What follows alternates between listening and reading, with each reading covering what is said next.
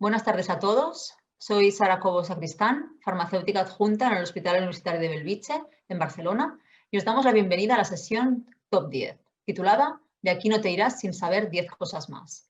En esta sesión, que es uno de los nuevos formatos del Congreso de este año, pretendemos revisar algunas novedades en farmacoterapia del último año que no hayan sido tratadas específicamente en otras sesiones durante el Congreso y que puedan ser útiles en el día a día de nuestra práctica asistencial. Para ello, contamos con dos grandes compañeros que han revisado con detalle una selección de temas que sin duda serán de vuestro interés. Ellos son Ana de Lorenzo Pinto y Javier González Bueno. Ana es farmacéutica en el Hospital General Universitario del Gregorio Marañón, en Madrid, como farmacéutica clínica de referencia para pacientes en urgencias y quirúrgicos. Es Board Certified Pharmacotherapy Specialist desde 2016. Además, es miembro del grupo de trabajo Red Faster. Javier es farmacéutico en el Consorcio Hospitalari de Vic, en Barcelona, siendo responsable de la atención farmacéutica a pacientes crónicos en centros de atención intermedia y centros sociosanitarios. Y además es Board Certified Pharmacotherapy Specialist. Estas 10 novedades se estructurarán en los siguientes bloques. Novedades en cardiología, mejora de la calidad asistencial, qué hay de nuevo en infecciosas, nuevos enfoques terapéuticos y, por último, lo que está por venir y lo que debería irse de la farmacoterapia. Dar las gracias a los dos por su participación y a continuación doy paso a Ana. Bueno, pues muchas gracias, Sara, y gracias a la SEF por habernos propuesto a Javier y a mí el presentar esta sesión con este título tan atractivo. Comenzamos el bloque 1, novedades en cardiología, y lo hacemos con los inhibidores de la SGLT2 y los motivos que pueden explicar por qué su prescripción ha aumentado tanto en estos 2 últimos años y que tiene que ver con sus efectos cardiorrenales. A raíz de los problemas de seguridad cardiovascular encontrados durante la comercialización de la rosiglitazona, la FDA cambió la normativa que regula la autorización de antidiabéticos. Y desde 2008 es obligatorio que toda nueva molécula antidiabética demuestre que no aumenta el riesgo cardiovascular previo a su comercialización. ¿Y qué ocurrió con los inhibidores de la SGLT2? Bueno, pues que estos estudios, de forma inesperada, comprobaron que no solo no aumentaban el riesgo cardiovascular, sino que lo reducían de forma importante. Si recordamos su mecanismo de acción, es el de inhibir el cotransportador sodio-glucosa tipo 2 a nivel renal, y de esta manera la glucosa no puede ser reabsorbida de nuevo al torrente sanguíneo, sino que es eliminada por orina. Sin embargo, este mecanismo no puede explicar por sí solo el beneficio cardiovascular encontrado. Es por esto por lo que se ha generado mucha investigación en torno a este tema, y lo que se ha comprobado es que existen otros mecanismos en otras localizaciones. De forma muy resumida, bueno, pues comentar que estos fármacos tienen otros efectos renales, son nefroprotectores ya que reducen la inflamación, disminuyen la generación de especies reactivas de oxígeno y mejoran la oxigenación. En este ambiente de menor estrés, el riñón puede producir más eritropoyetina, lo que aumenta el hematocrito, y de esta manera se mejora la perfusión tisular global. La glucosa eliminada por orina arrastra consigo sodio y agua, que produce una diuresis osmótica y que esto tiene un efecto hipotensor. Por otro lado, estos fármacos también tienen un efecto directo a nivel miocárdico, ya que mejora la función ventricular, y también interfieren en el metabolismo de lípidos, ya que disminuyen el tejido adiposo y los pacientes experimentan una pérdida de peso corporal. Todo ello ha obligado al cambio de los algoritmos de tratamiento de la diabetes. Históricamente siempre se ha recomendado iniciar con metformina y cuando el control es insuficiente, entonces asociar un segundo antidiabético. Pero como vemos, bueno, pues las guías recomendaban a todos los fármacos al mismo nivel. Sin embargo, en la guía de 2018, la guía americana, se incluyó una nueva recomendación, y es que si el paciente tiene una enfermedad cardiovascular aterosclerótica, entonces se recomienda asociar a la metformina un fármaco que haya demostrado una reducción de eventos cardiovasculares, como los inhibidores de la SGLT2. Y en la guía de 2019 también se recomienda para pacientes con insuficiencia renal crónica y en insuficiencia cardíaca. Y es que estos beneficios en insuficiencia cardíaca también han sido comprobados en enfermos que no tienen diabetes mellitus, por lo que en un futuro próximo vamos a comenzar a verlos prescritos para indicaciones diferentes a la diabetes. Sin embargo, pues no podemos olvidar que también tienen importantes problemas de seguridad, por ejemplo, riesgo de amputación y de fracturas con la canagliflozina, riesgo de cetoacidosis, infecciones geniturinarias, un riesgo de hipotensión por esta diuresis osmótica que provoca y sobre todo en pacientes ancianos. Y aunque es poco frecuente, también se ha descrito gangrena de Fournier. Bueno, pues hola a todos. En primer lugar, permitidme daros las gracias por conectaros a este Top 10 en farmacia hospitalaria y, por supuesto, a mis compañeras Sara Cobo y Ana de Lorenzo por permitirme compartir con ellas esta sesión tan interesante y diferente. Bueno, comienzo mi intervención con el Top 2, centrado en una publicación reciente que caracteriza la existencia de diferentes patrones temporales de adherencia en pacientes con fibrilación auricular no valvular en tratamiento con warfarina o NACO. ¿Por qué hablar de nuevos NACO en pleno año 2020? Pues por el reposicionamiento que han tenido estas moléculas de forma temporal en el contexto de la pandemia COVID-19. Y es que diferentes servicios de salud de carácter autonómico han permitido su financiación en pacientes con diagnóstico de novo y aparentemente candidatos a tratamiento con antivitamina K. ¿Por qué motivo? Pues disminuir la frecuentación sanitaria que habrían hecho estos pacientes en los centros de atención primaria para la monitorización de su INR. Por tanto, considero relevante reflexionar acerca de si esta medida ha podido conducir secundariamente a una mejora de la adherencia de a la terapia anticoagulante en estos pacientes y, en última instancia, un incremento del beneficio clínico que obtienen de estas terapias. Para ello nos ayudamos de esta publicación, que describe un estudio de cohortes retrospectivo de una población aproximada de 17.000 pacientes con diagnóstico de novo de fibrilación auricular no valvular. El periodo de seguimiento es de 12 meses tras el diagnóstico y los pacientes son analizados en función de la terapia anticoagulante prescrita, bien warfarina o bien alguno de los 4 nuevos anticoagulantes. La variable de resultado es la proporción de días en que cada paciente dispone de medicación anticoagulante, expresada en intervalos de 30 días para el total del periodo de seguimiento. En las siguientes gráficas podemos observar los distintos patrones de adherencia para warfarina a la izquierda y para los NACO a la derecha. El eje de abscisas nos muestra los 12 meses del periodo de seguimiento, mientras que en el eje de ordenadas nos indica el promedio de días con medicación disponible para cada uno de los meses, oscilando entre 0 y 30. Estos resultados se agregan en función de los clústeres de adherencia identificados.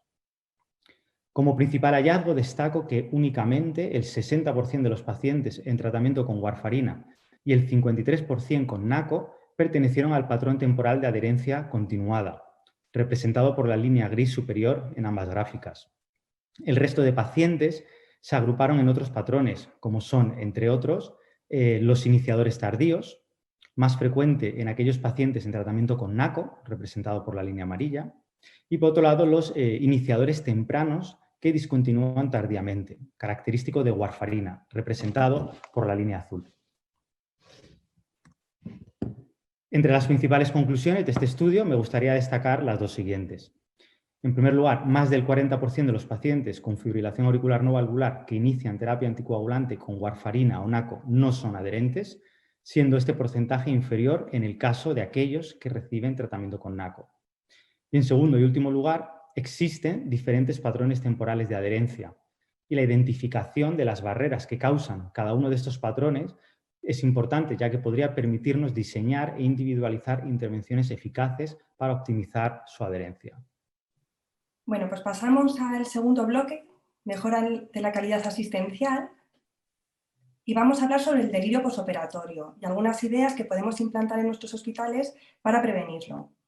Igual que hablamos de caídas, fragilidad o desnutrición en el paciente anciano, el delirio posoperatorio también se considera un síndrome geriátrico que se manifiesta con alteración aguda del estado mental después de la anestesia y de la cirugía.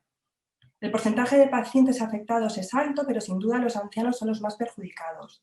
Y si el enfermo requiere cuidados en UCI, este porcentaje se eleva al 80%. Las consecuencias del delirio son graves. Los pacientes tienen estancias más prolongadas, aumenta el coste de hospitalización, el riesgo de institucionalización y de reingreso, y los enfermos se vuelven más dependientes. Por tanto, no podemos asumir que el delirio sea algo inherente a una cirugía y que no se puede evitar, porque de hecho en el 40% de los casos es prevenible. ¿Y cómo lo podemos hacer? Bueno, pues lo ideal sería poder detectar a los pacientes de alto riesgo de forma preoperatoria, pero la realidad en los hospitales es que en la mayor parte de ocasiones se actúa de una manera reactiva, es decir, cuando el delirio ya ha sucedido. Es cierto que no existen herramientas validadas para poder detectar estos pacientes de alto riesgo, pero sí factores bien definidos que se asocian con un aumento del riesgo, como son el deterioro cognitivo, el deterioro funcional o la pérdida de autonomía, la fragilidad y la desnutrición. Y como estas características son compartidas por muchos de nuestros pacientes crónicos complejos, bueno, pues quizás sean un buen foco para comenzar a trabajar. Y además es que estos pacientes son cada vez más identificados en nuestros sistemas de historia clínica. Como vemos en la imagen, la prevención del delirio se compone tanto de medidas farmacológicas como de medidas no farmacológicas. Y si nos centramos en las medidas farmacológicas, vamos a hablar brevemente sobre cómo podemos optimizar el tratamiento anestésico, el tratamiento analgésico y el resto del tratamiento farmacológico. En cuanto a la parte anestésica, hay 3 estrategias que han demostrado reducir el riesgo de delirio. La primera es usar dexmedetomidina como sedante de elección en pacientes de UCI que requieren ventilación mecánica. Y esto ha sido comprobado en ensayos clínicos que lo comparan con los sedantes habituales, que son la morfina, el midazolam y el propofol. Históricamente ha sido pues un fármaco no financiado por la Seguridad Social y no ha sido hasta 2016 cuando se ha incluido en la prestación farmacéutica. Aunque eso sí, su uso se limita a ciertas situaciones y como vemos una de ellas es la del paciente en ventilación mecánica que desarrolla delirio, así que quizá estemos yendo un paso por detrás. La siguiente medida es disminuir la profundidad de la anestesia. Para ello vamos a utilizar sistemas de interpretación encefalográfica que monitorizan el índice biespectral, abreviado con las siglas BIS. Como vemos en la imagen, consiste en colocar una serie de sensores en el paciente que conectan con un monitor que nos dice directamente qué valor BIS tiene. Como vemos, la escala va de 0, que es silencio cerebral, a 100, que es el paciente despierto. Y lo ideal es que el paciente se mantenga en un BIS entre 40 y 60. Por debajo de 40, más profundidad de la anestesia y más riesgo de delirio, pero por encima de 60, el paciente está más consciente, puede enterarse de lo que le estamos haciendo y esto también se relaciona con delirio. Y la tercera medida es utilizar un tipo de anestesia llamada OFA-IOLA, que significa Opioid Free Anesthesia y Opioidless Anesthesia. Es una tendencia creciente de los últimos años y consiste en combinar diferentes clases de fármacos para así aprovechar su efecto aditivo y sinérgico y de esta manera lograr reducir el consumo de opioides. Como vemos, pues los fármacos más empleados son la ketamina, la lidocaína intravenosa, el sulfato magnésico, la dexmedetomidina, el propofol, betabloqueantes y AINES. Y como vemos, pues es utilizar el mismo concepto de analgesia multimodal pero aplicado a la anestesia. Y este tipo de anestesia tiene múltiples ventajas, no solamente reduce el riesgo de delirio, sino también de hilo paralítico, recidiva tumoral y también se reduce el consumo de opioides en el posoperatorio. En cuanto a la parte analgésica, pues la medida más básica es garantizar que el paciente no tenga dolor y para eso es necesario que lo valoremos frecuentemente. Y como ya hemos comentado, lo ideal sería utilizar una analgesia multimodal para así reducir el consumo de opioides. Y esta analgesia no solamente combina diferentes clases de fármacos, sino también utiliza diferentes tipos de técnicas analgésicas, como bloqueos nerviosos, bombas PCA, epidurales continuas, etc. Y por último, también es importante revisar el resto del tratamiento farmacológico para reducir el uso de medicamentos que se asocian con un aumento del riesgo de delirio. Los más frecuentes son los que vemos en la tabla. Por eso es importante realizar la conciliación de la medicación en las transiciones asistenciales y dos momentos clave son, por un lado, cuando el paciente ingresa en el hospital, porque quizás se puedan suspender fármacos que aumentan el riesgo de delirio, sobre todo anticolinérgicos y benzodiazepinas que el paciente realmente no tome de forma crónica. Y también otro momento importante es cuando el paciente sale de la UCI, porque por inercia se pueden mantener ciertos fármacos que realmente ya no son necesarios en la unidad de hospitalización. Y si no se pueden evitar, bueno, pues al menos limitar la duración y la dosis. Bueno, el top 4 he querido centrarlo en algunas novedades relevantes para nuestra práctica clínica relacionadas con el uso seguro del medicamento en el paciente polimedicado. En primer lugar, he seleccionado el documento de posicionamiento de la OMS Medication Safety in Polypharmacy, y es que este ha sido reconocido por el Grupo Cronos de la SEF como uno de los 10 documentos más significativos de entre aquellos relacionados con la cronicidad y publicados el pasado año. En segundo lugar, he querido resumir las principales novedades de la última actualización de los criterios BIRS. Como muchos sabéis, estos son los criterios explícitos de adecuación de la farmacoterapia por excelencia en el entorno norteamericano. De este modo, el documento de la OMS va a proporcionarnos unos principios macro útiles para implantar estrategias de adecuación en pacientes polimedicados y, por otro lado, los criterios BIRS nos ofrecerán una fuente de conocimiento esencial para aquellos profesionales cuya práctica clínica diaria está centrada en este tipo de estrategias.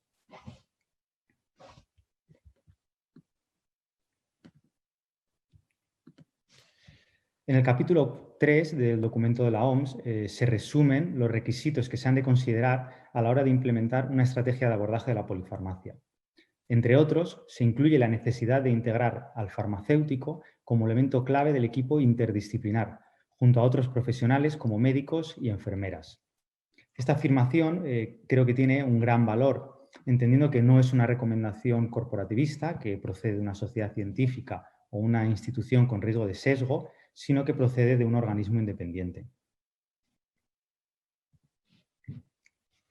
En su capítulo 4, el documento de la OMS nos proporciona algunas claves respecto a cuáles han de ser las poblaciones de pacientes polimedicados sobre las que hemos de priorizar nuestras intervenciones, así como cuál debe ser la metodología aplicada para la revisión de la medicación. De este modo, se recomienda priorizar este tipo de acciones sobre los pacientes institucionalizados, aquellos en tratamiento con medicamentos de alto riesgo, con polifarmacia extrema, o sea, aquellos con 10 o más medicamentos crónicos, con multimorbilidad, que cumplan criterios de fragilidad, demencia o bien en situación de final de vida. Probablemente la combinación de 2 o más de estas características nos permitirá incrementar el rendimiento de nuestras intervenciones.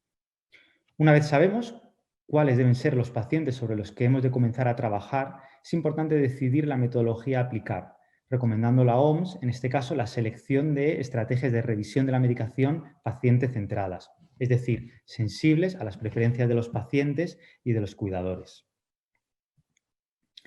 En cuanto a la actualización de los criterios BIRS, trataré a continuación de resumir cuáles han sido las novedades más relevantes para nuestra práctica clínica. De este modo, destaco la caracterización de paroxetina como antidepresivo potencialmente inapropiado en pacientes crónicos mayores, al mismo nivel que los antidepresivos tricíclicos. Esto es debido a su elevada carga anticolinérgica, aumentando el riesgo de sedación, hipotensión ortostática y caídas. Asimismo, el glimepirida se incorpora al grupo de sulfonilureas desaconsejadas, debido al riesgo de hipoglicemia prolongada en pacientes geriátricos. Finalmente, se incluye en este listado el uso prolongado, más de 12 semanas, de metoclopramida, debido al riesgo de extrapiramidalismo. En pacientes con insuficiencia cardíaca, los nuevos criterios BIRS desaconsejan el empleo de cilostazol, por haber demostrado incrementar la mortalidad en este tipo de poblaciones.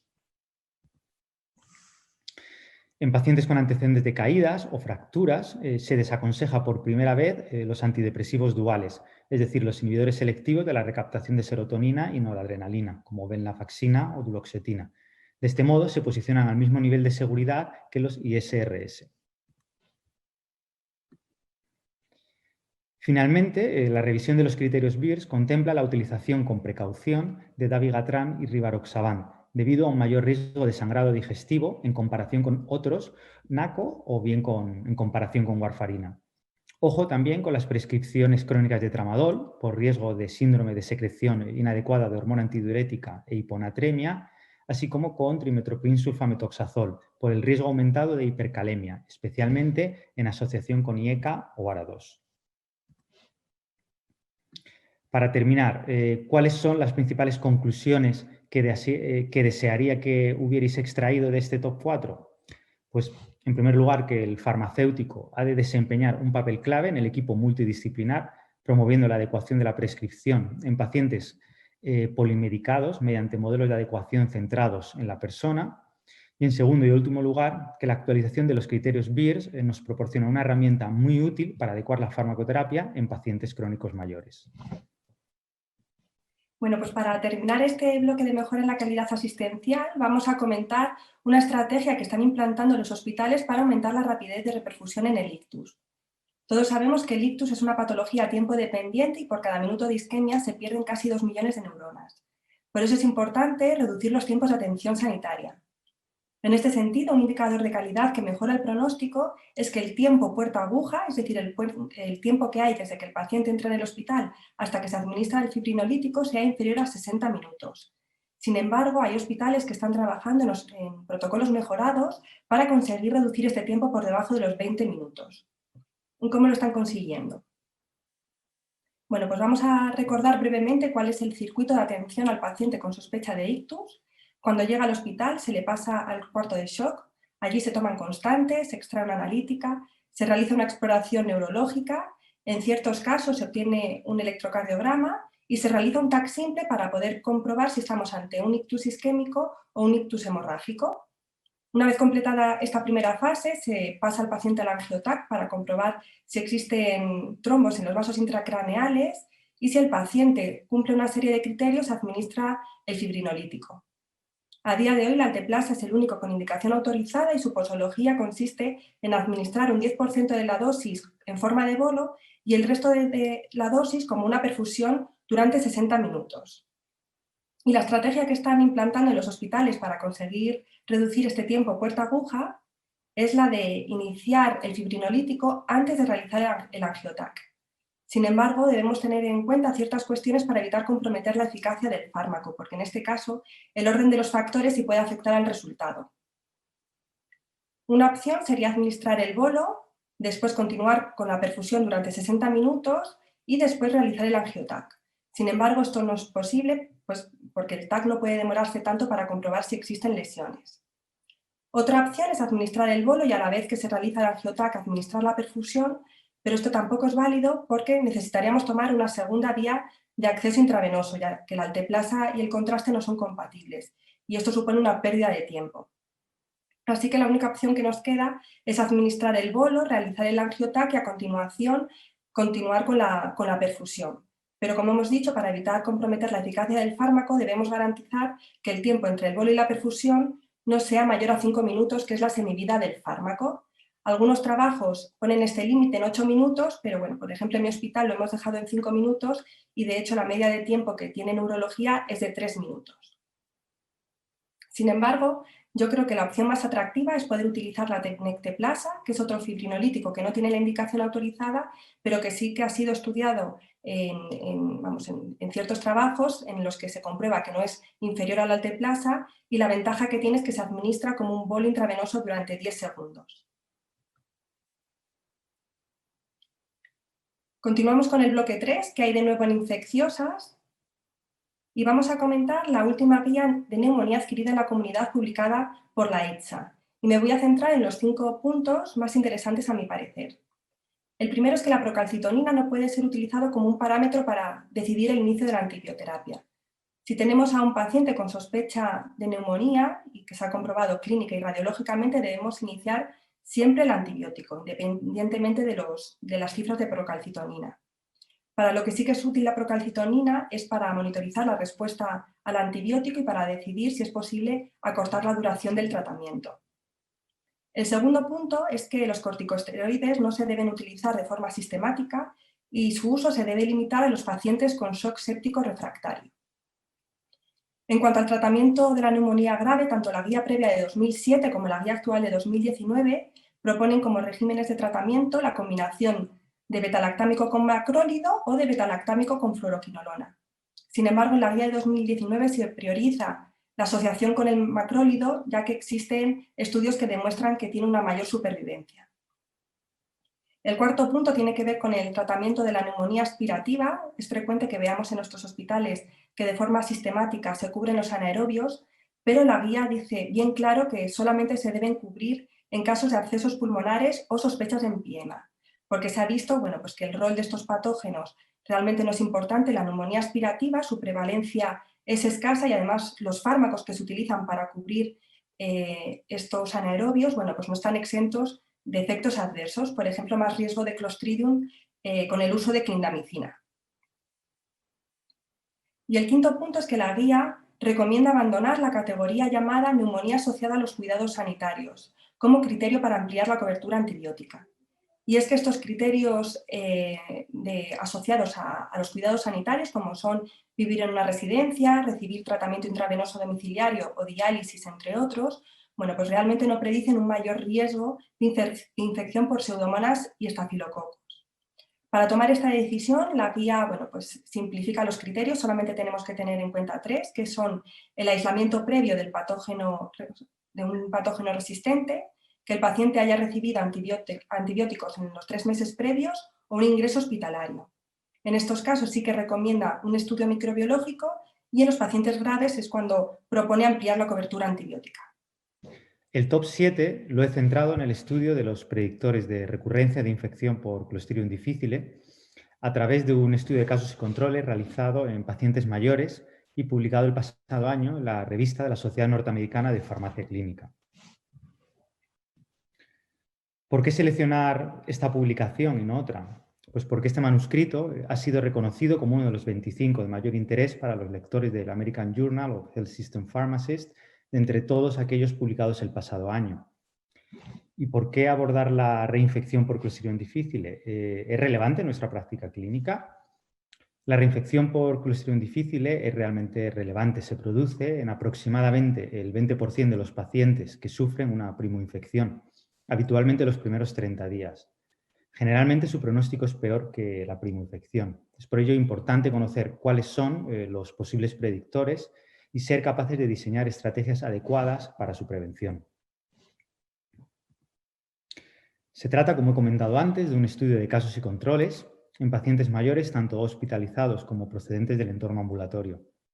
Los casos fueron seleccionados de entre aquellos que experimentaron una recurrencia de la infección por Clostridium difficile durante los primeros 30 días tras haber finalizado la terapia de la primoinfección.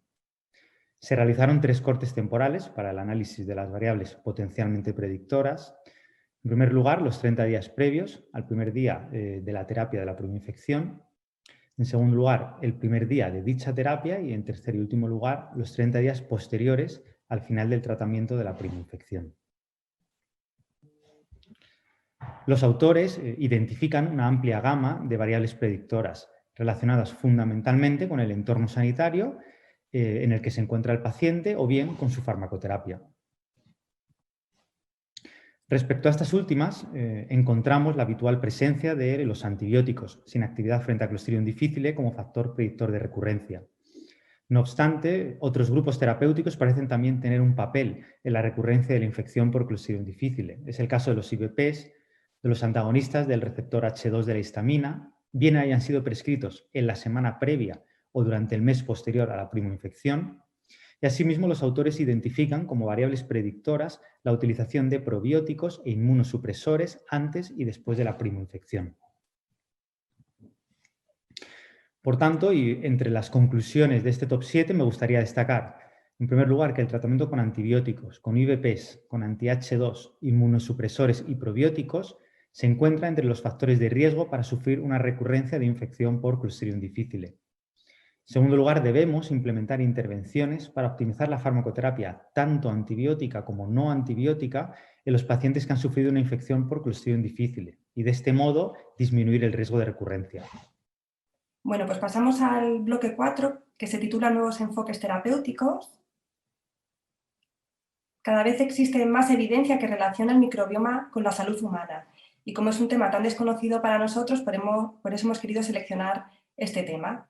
En primer lugar, bueno, pues decir que el microbioma humano se define como la población total de microorganismos con sus genes y metabolitos que colonizan el cuerpo humano. Y queremos resaltar lo de con sus genes y metabolitos porque si solamente hablásemos de microorganismos nos estaríamos refiriendo a microbiota y no a microbioma. Como vemos en la imagen, las principales localizaciones del microbioma son el tracto respiratorio y la cavidad oral, la piel, el intestino, el aparato geniturinario y en la mujer además la placenta y la leche materna. Pero sin duda el microbioma intestinal ha sido el más estudiado por ser el más complejo y numeroso. Hasta hace poco era difícil poder investigar la influencia del microbioma en nuestra salud y no ha sido hasta que ha aparecido la tecnología adecuada cuando hemos podido comprobar cómo nos relacionamos con él. Gracias a ello, bueno, pues hemos podido ver que el microbioma intestinal se altera fácilmente con factores ambientales, con la exposición a antibióticos y con situaciones de estrés o de infección. Y que esto provoca no solamente enfermedades locales como la enfermedad inflamatoria intestinal, Clostridium o cáncer colorectal, sino también enfermedades sistémicas como alergias, enfermedades metabólicas y del sistema nervioso central. Y si sabemos cómo se altera el microbioma durante las enfermedades, podremos diseñar estrategias que intenten, bueno, pues prevenirlas o tratarlas. En el caso del microbioma intestinal, a día de hoy tenemos 4 modos de intervención. El primero es la dieta, sin embargo, por ahora son pocos los ensayos clínicos que han demostrado que una alteración dietética del microbioma realmente controla una patología.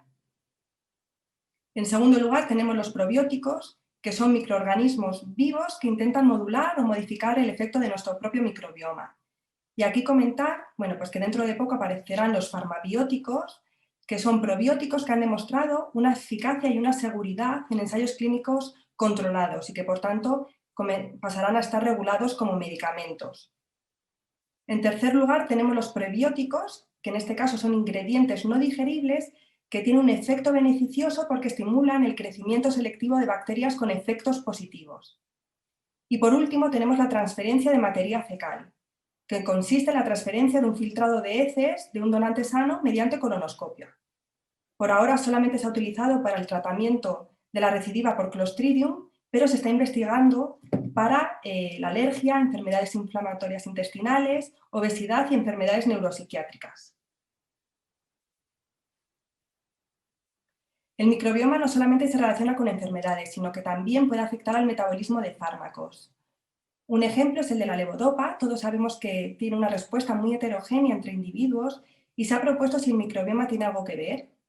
En este trabajo, bueno, pues lo que se ha comprobado es que la presencia de Enterococcus fecalis produce una decarboxilasa que favorece el metabolismo de levodopa a dopamina y por tanto hay menos levodopa que pueda llegar al sistema nervioso central y a ejercer así su efecto, por lo que la eficacia del fármaco se reduce.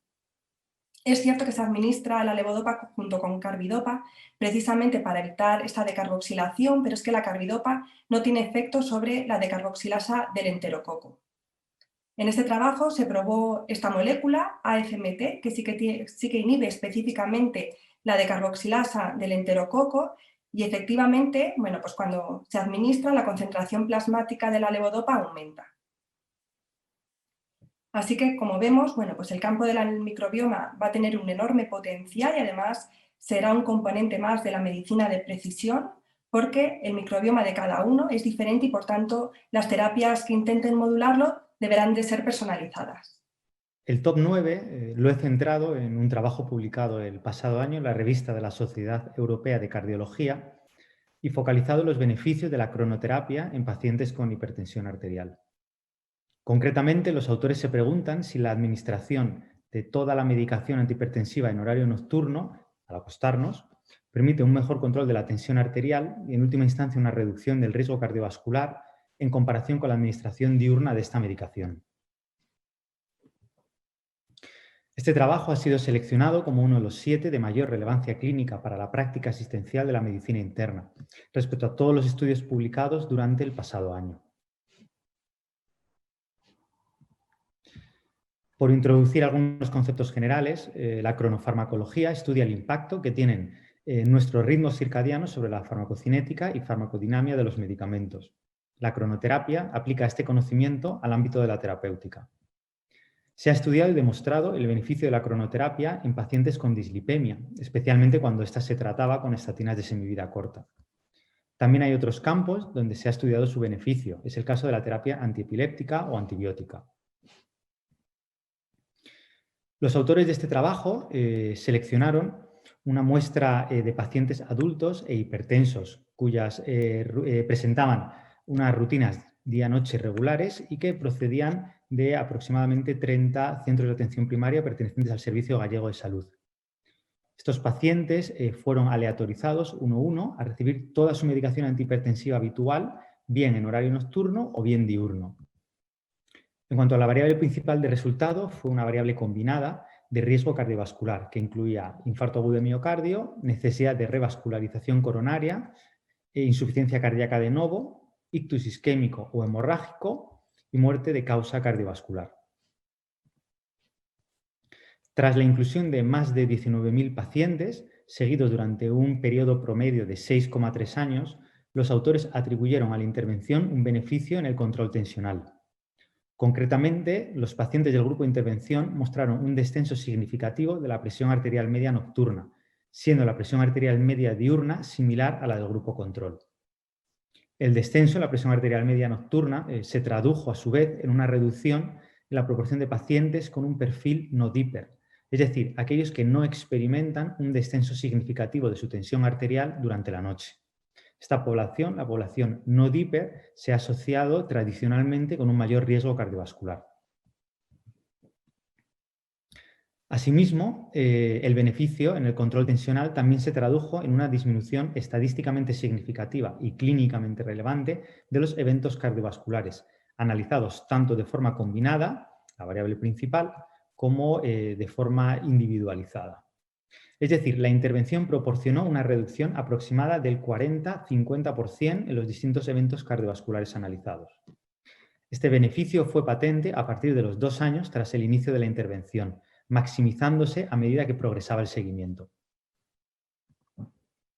En conclusión, la administración habitual de la medicación antihipertensiva al acostarnos, en comparación con su administración al despertar, proporciona una mejora del control tensional y, de forma más importante, una marcada disminución en la incidencia de eventos cardiovasculares mayores.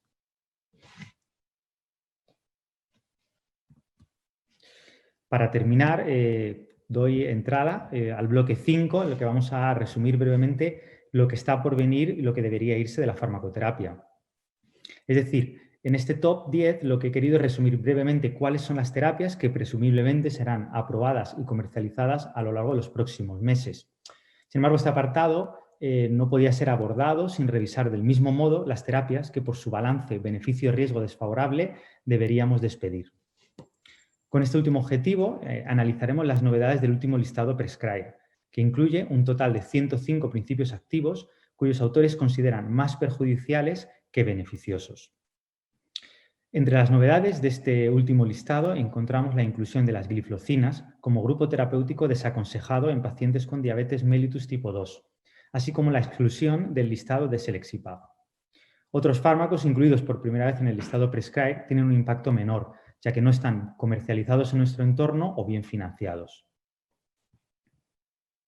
Siguiendo con el objetivo de identificar terapias de escaso valor para el paciente, nos hemos ayudado de la serie Less is More del JAMA, cuyos principales artículos publicados el pasado año resumo a continuación. En primer lugar, encontramos un estudio de Cortes que evalúa el beneficio asociado al tratamiento de la bacteriuria asintomática en pacientes hospitalizados y que concluye la ausencia de este, y peor aún, su relación con una prolongación de la estancia hospitalaria. Por otro lado, encontramos un metaanálisis de 21 ensayos clínicos y más de 2.000 pacientes en los que se evalúa la eficacia de la terapia del hipotiroidismo subclínico en pacientes con síntomas menores. Los autores concluyen desaconsejando dicha terapia, dada la ausencia de beneficio en la calidad de vida y en la sintomatología asociada. Finalmente, encontramos otro metaanálisis, esta vez de 96 ensayos clínicos y más de 26.000 pacientes, en el tratamiento con opiáceos para el dolor crónico no oncológico. Los autores identifican una eficacia de dicha terapia en la reducción del dolor, en comparación con placebo, correspondiente a 0,69 centímetros en una escala EVA que oscila de 0 a 10, así como una eficacia en la mejora de la funcionalidad de 2 puntos en una escala que varía de 0 a 100. Por tanto, se concluye que la magnitud del beneficio clínico de los opiáceos en el dolor crónico no oncológico es mínima, siendo necesario revalorar su lugar en dicha terapéutica. Respecto a las terapias que se encuentran actualmente bajo evaluación por parte de la EMA y que podremos ver comercializadas en los próximos meses, encontramos una gran variedad de moléculas. Algunas de ellas con mecanismos de acción novedosos. Es el caso de la istradefilina, un antagonista selectivo del receptor de la adenosina, A2A, evaluado como terapia complementaria a la levodopa, en pacientes que experimentan complicaciones motoras a pesar del tratamiento con esta. También encontramos por primera vez un anticuerpo monoclonal contra el factor de crecimiento nervioso, llamado tanezumab, y evaluado como tratamiento para el dolor en pacientes con osteoartrosis de rodilla y cadera e inadecuado control a pesar de terapia con AINES u opiáceos, o la combinación de ambos. Son múltiples también los medicamentos genéricos y biosimilares en evaluación. De este modo encontramos los primeros genéricos de fármacos de alto impacto ambulatorio, como son los NACO, dabigatran, rivaroxaban y el antidiabético sitagliptina. También se prevé próxima la aprobación de biosimilares de alto impacto hospitalario, como adalimumab o trastuzumab. Para finalizar este top 10, me gustaría concluir en primer lugar destacando que iniciativas como Prescribe y Less is More son necesarias para identificar prácticas médicas de poco valor. Por otro lado, el amplio número de moléculas en evaluación y próximas a su comercialización resalta la necesidad de disponer de estrategias efectivas para su posterior posicionamiento terapéutico. Muchas gracias, Ana y Javier, por la detallada revisión, de la que sin duda nos llevamos conclusiones claras de temas diversos de farmacoterapia. A continuación, damos paso a las preguntas que hayan llegado a través del chat y seguidamente Ana y Javier darán respuesta además a unas preguntas de cada tema que han preparado a modo de resumen final de estos top 10 en farmacoterapia. Gracias. Por el momento no nos han llegado preguntas a través del chat y os animamos a enviarlas durante el momento de debate. Yo tenía un par de preguntas, Ana, sobre el delirio posoperatorio. Nos has comentado la estrategia de implantar protocolos de anestesia libres de opioides. ¿Conoces cuál sería la situación en España de la utilización de estos protocolos? Bueno, pues es cierto, he dicho que es una tendencia creciente, pero la realidad es que en España todavía su uso es minoritario. Además, cuando son solamente pocos servicios de anestesia los que los tienen implantado y además no todos los anestesistas se atreven. En España, de utilizarse solamente se utiliza o viene en el quirófano o en las unidades de recuperación. Sin embargo, en Estados Unidos, que su uso es mucho mayor, además ellos lo alargan a cuando el paciente llega a la unidad de hospitalización. Así que en España, por el momento, el uso es minoritario. Seguramente que en los próximos años aumente. Vale, muy bien, gracias. Javier, yo tengo una pregunta sobre la actualización de los criterios de BIRS. ¿Cuáles serían las novedades que te han parecido que serían más relevantes? Bueno, yo imagino que dependerá de cada uno, ¿no? En qué área trabaje, con el que esté más familiarizado, qué tipo de pacientes se encuentre en su día a día, pero pienso que tiene cierto impacto, por ejemplo, la identificación de 2 de los nuevos anticoagulantes orales como medicamentos desaconsejados en pacientes geriátricos por tener un mayor riesgo de sangrado digestivo. Dabigatran, que probablemente todos estamos más familiarizados, ¿no? Sabemos que la dosis de 150 cada 12 ya estaban asociadas a este tipo de efectos secundarios, ya lo evitábamos en pacientes geriátricos, pero ahora también, por ejemplo, se destaca el uso de rivaroxaban. Probablemente no todo el mundo está tan en la idea, tan en la línea de esta recomendación. Y después también con antidepresivos.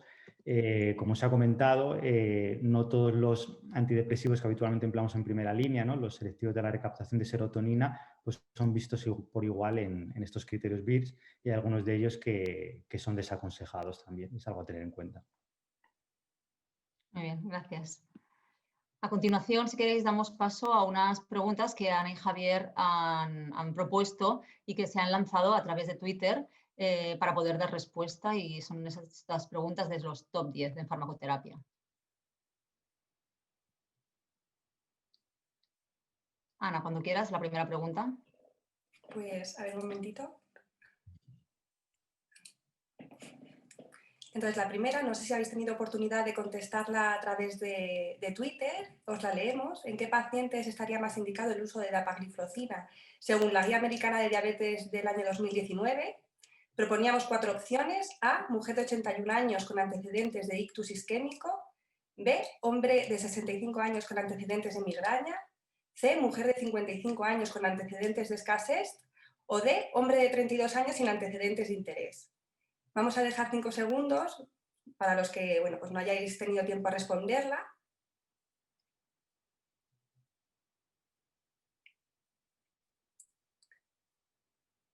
Bueno, pues si pasamos a la diapositiva siguiente, la respuesta correcta es la C, mujer de 55 años con antecedentes de escasez. No sé si aparecen los porcentajes de todos los que contestasteis en las encuestas en la encuesta de Twitter. Si quieres te doy el resumen yo, porque me parece que no aparecen. Vale. Se han contestado 40, hemos obtenido 40 respuestas y, como decías, la mayoría de los que han votado, el 73% han votado por la respuesta correcta. Vale, de acuerdo. Entonces, bueno, como comentaba, en la guía ya del 2018 se incluyó la recomendación que en pacientes con enfermedad cardiovascular aterosclerótica estos fármacos pasaban a ser de primera elección después de la metformina. Entonces, bueno, pues por eso podíamos pensar en paciente con antecedentes de ictus o de escasez, pero también he resaltado que los pacientes ancianos son más susceptibles a efectos adversos, sobre todo hipotensión por esta diuresis osmótica. Entonces, por eso, bueno, pues la correcta es la mujer de 55 años y no la mujer de 81. Vale, pasamos a la siguiente pregunta.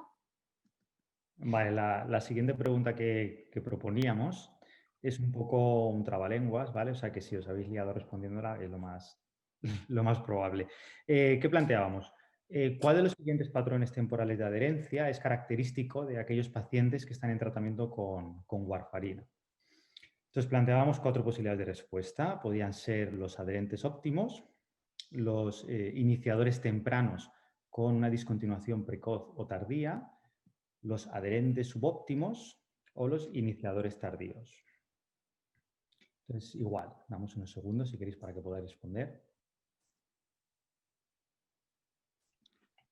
Bueno, y pasamos a la siguiente diapositiva, la que la respuesta correcta era la segunda, ¿no? Iniciadores tempranos con una discontinuación precoz o tardía. Aquí, si nos vamos al porcentaje de respuesta que ha habido en Twitter en las últimas 48 horas desde que propusimos la pregunta, pues ha habido prácticamente un empate entre la segunda y la tercera respuesta. No es correcto que sea característico de la warfarina respecto a un NACO una adherencia subóptima y, de hecho, es como habéis visto en este top 2, más pacientes en tratamiento con NACO eran adherentes subóptimos respecto a aquellos que estaban con una antivitamina K. La respuesta correcta era la B, pacientes que son adherentes en un principio, pero que después a los 3-6 meses pues, tienen una implementación del tratamiento subóptima. Entonces, la respuesta correcta era la B.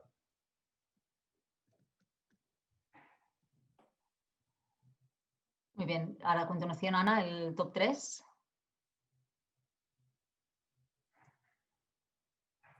Vale, bueno, pues ¿qué sedante se ha relacionado con menor riesgo de delirio posoperatorio?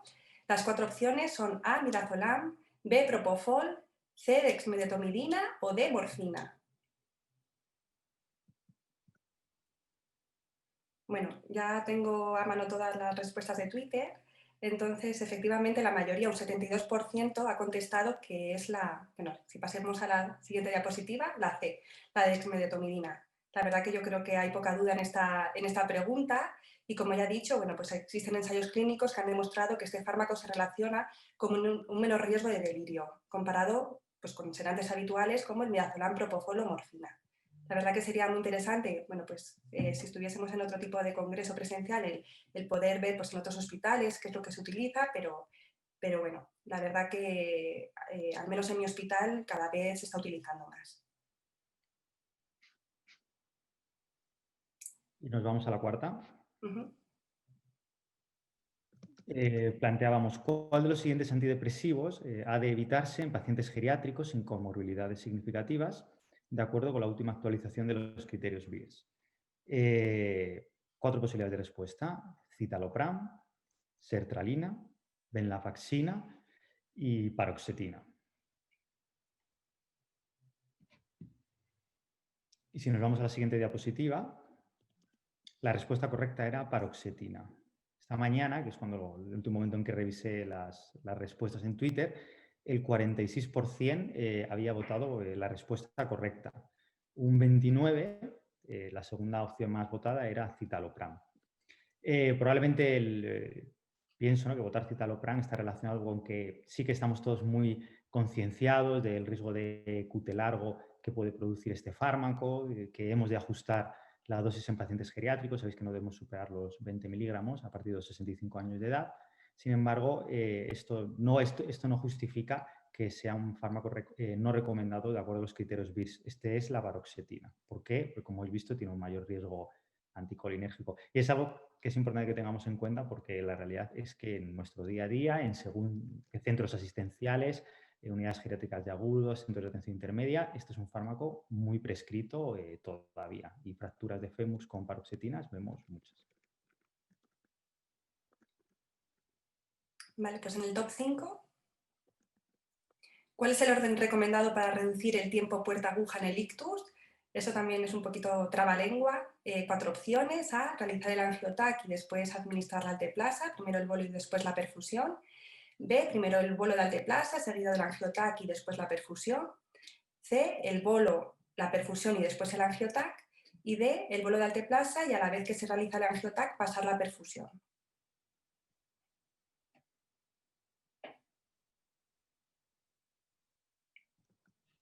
Vale, pues si vemos la respuesta correcta, ya hemos comentado en la charla que, bueno, pues ahora mismo la estrategia recomendada sería administrar primero el bolo, después realizar el angiotac y rápidamente continuar con la perfusión de alteplasa. Bueno, yo creo que lo ideal es lo que hemos dicho.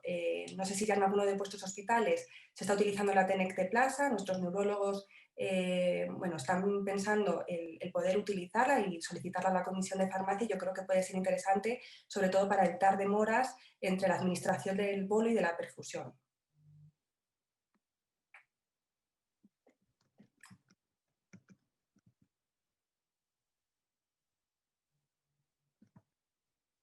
Esta es también de Ana, ¿no? Ah, perdón. En una neumonía aspirativa, ¿cuándo está recomendado cubrir anaerobios? A, sospecha de empiema, B, ancianos, C, nunca o D, siempre. Vale, pues si contestamos, la respuesta correcta es la sospecha de empiema. Esto, bueno, los que habéis tenido la oportunidad de contestar en Twitter, la verdad que la mayoría ha contestado que siempre y realmente es lo que vemos en nuestros hospitales, que de forma sistemática paciente con una sospecha de neumonía aspirativa se cubre con o bien Augmentine, Levoclinda, pero bueno, pues lo que dice esta guía, la verdad que lo deja bien claro que solamente se debe cubrir anaerobios en sospecha de empiemia o en pacientes con acceso pulmonar. Es cierto que la recomendación todavía es de baja calidad porque faltan ensayos clínicos que lo demuestren, pero es que en estudios recientes se ha comprobado que realmente en este tipo de neumonías los aislamientos de patógenos anaerobios es minoritario, o sea que en principio no sería necesario. También, bueno, pues sería interesante saber si ya en alguno de vuestros hospitales está cambiando la práctica clínica. Siguiente pregunta. ¿Cuál de los siguientes no ha sido identificado como un posible factor predictor de recurrencia de infección por Clostridium difficile? Antagonistas del receptor de la histamina H2, inhibidores de la bomba de protones, probióticos o bien antagonistas de los canales de calcio. Y si nos vamos a la siguiente, la opción correcta era antagonistas de los canales de calcio, que sin embargo no ha sido la opción más votada, ha sido la segunda. El 37% ha optado por la cuarta opción, el 43% por los probióticos. Bueno, los probióticos es algo un poco curioso de este artículo que resaltábamos en el top 10. Y bueno, los propios autores no tienen muy claro qué implicaciones tiene, ¿no? Lo que está claro es que la evidencia clínica que avala el uso de probióticos para disminuir la recurrencia de la infección en ensayos clínicos es inexistente o controvertida en el mejor de los casos. Los autores piensan que tal vez en la práctica clínica, cuando se hizo este estudio de casos y controles, los pacientes que los clínicos entendían que podían tener un mayor riesgo de reinfección, pues eran más proactivos prescribiendo probióticos. Entonces, esto al final lo que generaba es un resultado que podía ser sesgado, ¿no? El paciente de más riesgo tenía probióticos y de ahí asociamos el probiótico con el riesgo de recurrencia. En todo caso, podemos ser generosos y otorgar el beneficio de la duda a los probióticos.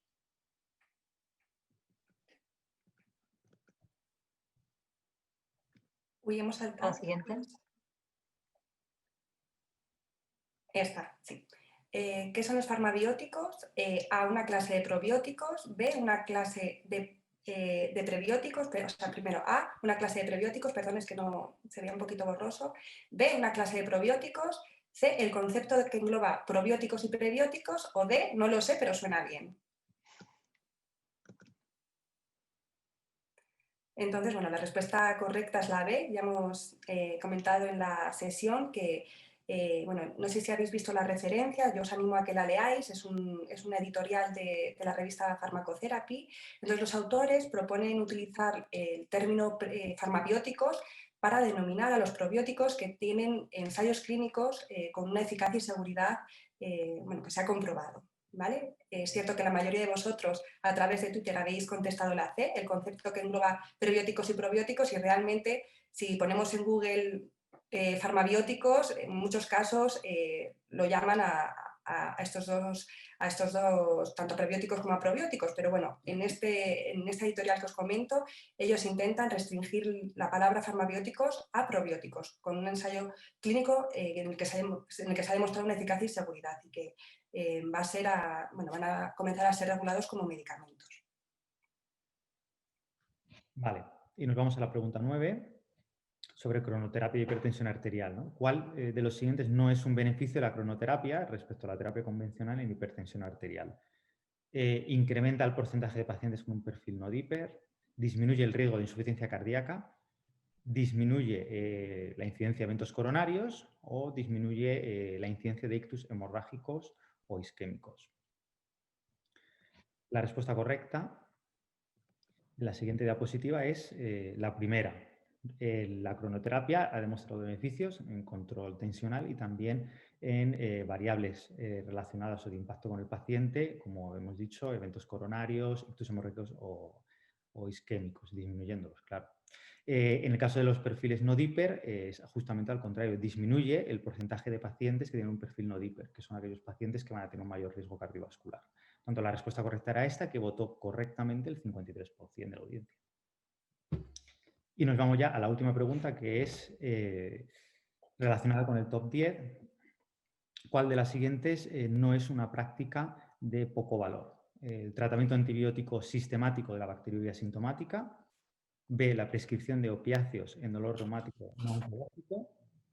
C, tratamiento sistemático del hipotiroidismo subclínico. O D, prescripción de agonistas beta-2 de larga duración y corticoides inhalados como rescate en asma leve intermitente. Y la respuesta correcta era la D. Prescripción de LAVA-X como rescate en pacientes con un asma leve intermitente, que también votó correctamente el 65%. Esto, como muchos de vosotros sabéis, ha representado una actualización en las últimas guías para el manejo del asma, es lo que se conoce como terapia MAR, y pienso que abre un escenario muy interesante porque nos va a permitir simplificar la farmacoterapia de los pacientes asmáticos utilizando el clásico combo X-LAVA, no solo como tratamiento de control, de mantenimiento del paciente, sino también como rescate. Las otras opciones que ponía no son correctas. El hipotiroidismo subclínico de forma sistemática no se ha de tratar, en tal caso cuando ya tengamos valores de TSH ya ciertamente elevados. La bacteriuria sintomática tampoco se debería tratar por sistema, hay algunos grupos de riesgo, mujeres embarazadas, manipulaciones urológicas, pero si no, no debería hacerse. Y en el caso del uso de opiáceos en dolor oncológico, bueno, pues esto, como sabéis, es un drama en algunos países y en nuestro caso, el paciente geriátrico con dolor reumático también es un problema y no sería la correcta tampoco. Muy bien, pues muchas gracias.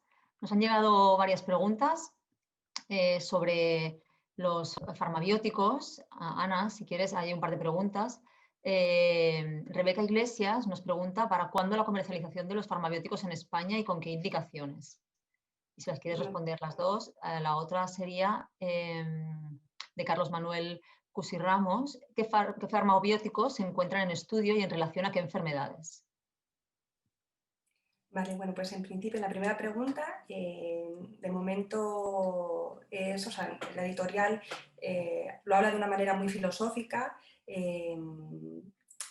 Todavía no tenemos fecha para la comercialización de estos fármacos. De hecho, es que todavía estamos en un paso previo de estudiar un poco cómo es la alteración de este microbioma con las enfermedades. Entonces, bueno, yo creo que será un paso siguiente. De momento no puedo adelantar ninguna fecha estimada de comercialización en nuestro país, ni siquiera en otros países.